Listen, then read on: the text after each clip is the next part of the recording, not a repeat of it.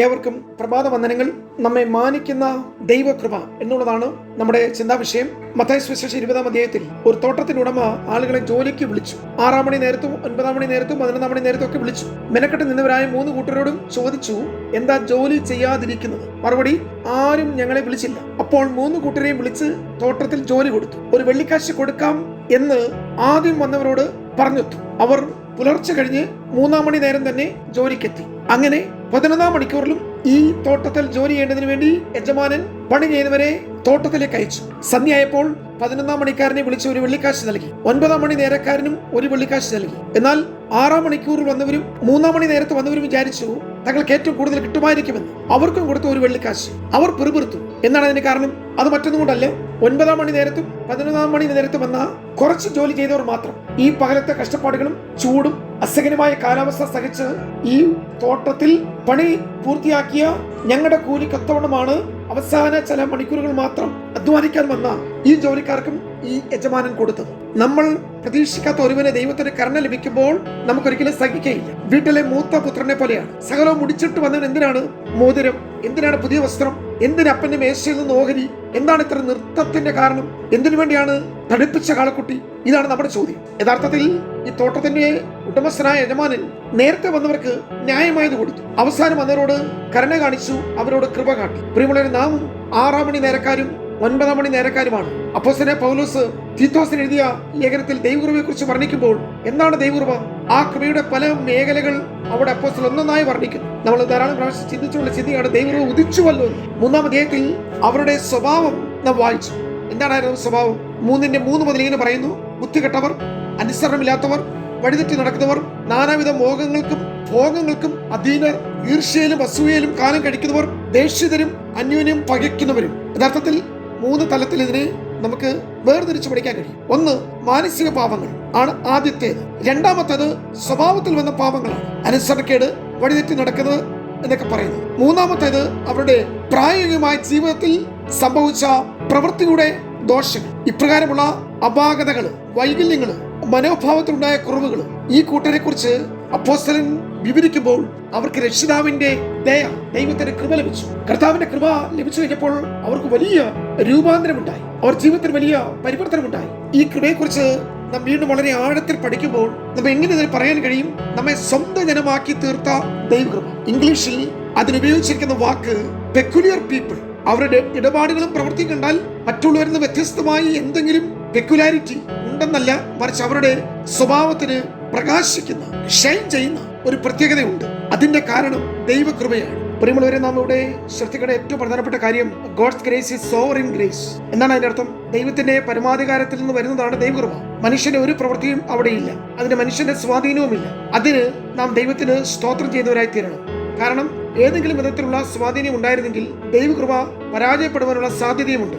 ആ സ്വാധീനതയിൽ എന്തെങ്കിലും മാറ്റം വന്നാൽ ദൈവകൃപയിലും മാറ്റം വരും. അപ്പോൾ മാനുഷിക സ്വാധീനത്തിനോ പ്രവൃത്തികൾക്കൊക്കെ അതീതമാണ് ദൈവകൃപ.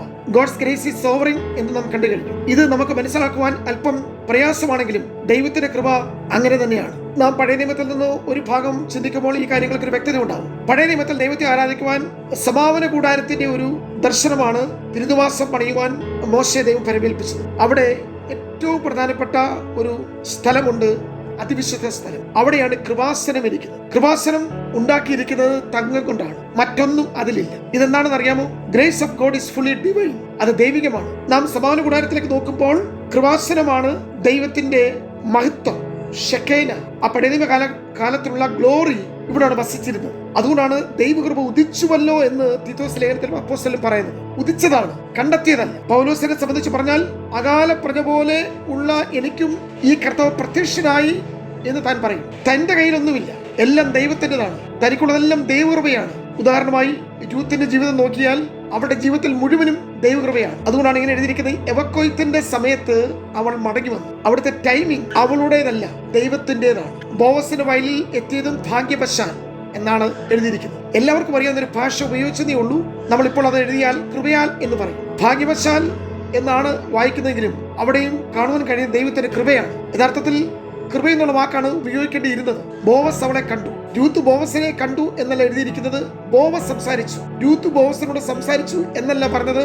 എല്ലാം ദൈവത്തിന്റെ കൃപയാണ്. ഒന്നും എന്റെയോ നിങ്ങളുടെയോ കഴിവല്ല. മോവാബ് ദേശത്ത് നിന്ന് ബേഥലേമിലെ വയലിലേക്ക് എത്തിയ രൂത്ത് പരദേശിക്കും വിധവയ്ക്കും അനാഥർക്കും അവർക്ക് വേണ്ടി മാത്രം മാറ്റി നിർത്തപ്പെട്ട വയലിനോട് ചേർന്നുള്ള അതിരിലെ കതിരും കറ്റയും കൊണ്ടുപോകാൻ മാത്രം വിധിക്കപ്പെട്ട ഒരു സ്ത്രീ. കേവലം വിശപ്പടക്കുവാൻ മാത്രമേ അവൾക്ക് ന്യായമായിട്ടുള്ള പരിഗണനയുള്ളൂ. സുഭിക്ഷമായി സമർത്ഥമായി ധാരാളം അനുഭവിക്കാനുള്ള അവസരം നിഷേധിക്കപ്പെട്ടവരാണ്. സ്വന്തം എന്ന് പറയാൻ ഒരു അവകാശവും ഇനി ഈ ബേഥലേമിലില്ല. ഇനി ലഭിക്കാൻ പോകുന്ന മൊത്തവും കൃപയും കരുണയും മാത്രമാണ്. അങ്ങനെ രൂത്തിന്റെ പുസ്തകം അവസാനിക്കുമ്പോൾ ഏത് വയലിൽ അവൾ കാൽ വെച്ചു ആ വയലിന്റെ ഉടമസ്ഥാവകാശി ആയിട്ട് ആ സഹോദരി മാറി. ഇന്നലകളിൽ മറ്റുള്ള ദാസിമാരുടെ കയ്യിൽ നിന്ന് അളന്നു വാങ്ങിച്ചെങ്കിൽ ഇപ്പോൾ കളപ്പുരയിൽ അവൾ അളന്നു കൊടുക്കുകയാണ്. ദാസി യജമാനത്തിയായി തീർന്ന കഥയാണ് രൂത്തിന്റെ പുസ്തകത്തിൽ എഴുതിയിരിക്കുന്നത്. എപ്രകാരമാണ് ഈ സ്ഥാനം ലഭിച്ചത്? അത് കൃപ കൊണ്ടൊന്നു മാത്രമാണ്. യഥാർത്ഥത്തിൽ ന്യായപ്രമാണത്തിന് നേടുവാൻ, വിടുവിക്കുവാൻ, രക്ഷിക്കുവാൻ കഴിയാതിരുന്നപ്പോൾ കൃപയുടെ പ്രമാണം നമ്മെ സ്വീകരിച്ചു, നമ്മെ രക്ഷിച്ചു, നമ്മളെ വീണ്ടെടുത്തു എന്ന് പറയുന്നത് പോലെ രൂത്തിനെ വീണ്ടെടുക്കേണ്ടത് ആ പട്ടണത്തിലെ മറ്റൊരു വ്യക്തിയായിരുന്നു. എന്നാൽ ഈ സഹോദരിയുടെ പശ്ചാത്തലവും സാഹചര്യവും അവളുടെ ഇന്നത്തെ ജീവിത അനുഭവങ്ങളും കണ്ടപ്പോൾ ന്യായപ്രമാണം വഴിമാറിപ്പോയതുപോലെ, വഴിത്തലക്കൽ മുറിവേറ്റി കിടക്കുന്ന വ്യക്തിയെ കണ്ടിട്ട് ന്യായപ്രമാണത്തിന്റെ വക്താക്കളായ പുരോഹിതൻ ലേവ്യനും മനസ്സറിയാതെ വഴിമാറിപ്പോയതുപോലെ പുറകിൽ ഒരാൾ വരുന്നുണ്ട്, ശമര്യക്കാരൻ. വീണ്ടും നമ്മൾ പുറകോട്ട് തിരിഞ്ഞു നോക്കുമ്പോൾ ബോവസ് വരുന്നുണ്ട്. രൂത്തിനെ വീണ്ടെടുത്തത് വീണ്ടെടുപ്പുകാരനായ ബോവസാണ്. പ്രിയമുള്ളവരെ, ഇത് നല്ലൊരു ഉത്തമ ഉദാഹരണമാണ്. രൂത്തിനോട് ദൈവം കൃപ കാണിച്ചു. ഒരു കാര്യം കൂടെ പറഞ്ഞാൽ അവസാനിപ്പിക്കട്ടെ.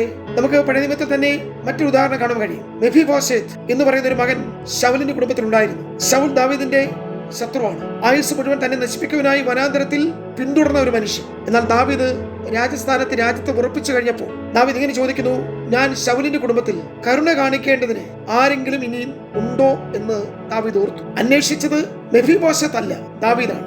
ആൾ വിട്ടത് മെഫീബോശത്തല്ല, ദാവീദാണ്. കൂടെ ഇരുത്തിയത് മെഫീബോശത്തല്ല, ദാവീദാണ്. അവന്റെ പ്രാർത്ഥനയല്ല, എല്ലാം ദൈവത്തിന്റെ കൃപയാണ്. നാം ആകുന്നതും ആയിരിക്കുന്നതും എല്ലാം ദൈവത്തിന്റെ കൃപ ഒന്നു മാത്രമാണ്. പ്രിയമുള്ളവരെ, ജീവിക്കുന്ന ദൈവത്തിന്റെ കൃപ മാത്രമാണ്. നമ്മുടെ ആരോഗ്യം, നമ്മുടെ സമ്പത്ത്, ദൈവം നൽകിയ പ്രാപ്തി, കഴിവുകൾ, രക്ഷ എല്ലാം നമ്മളുള്ള ദൈവത്തിന്റെ കൃപയാണ്. അതുകൊണ്ട് ദൈവത്തിന്റെ പരമാധികാരത്തിൽ ദൈവം ആരംഭിച്ചതാണ് ദൈവ കൃപ.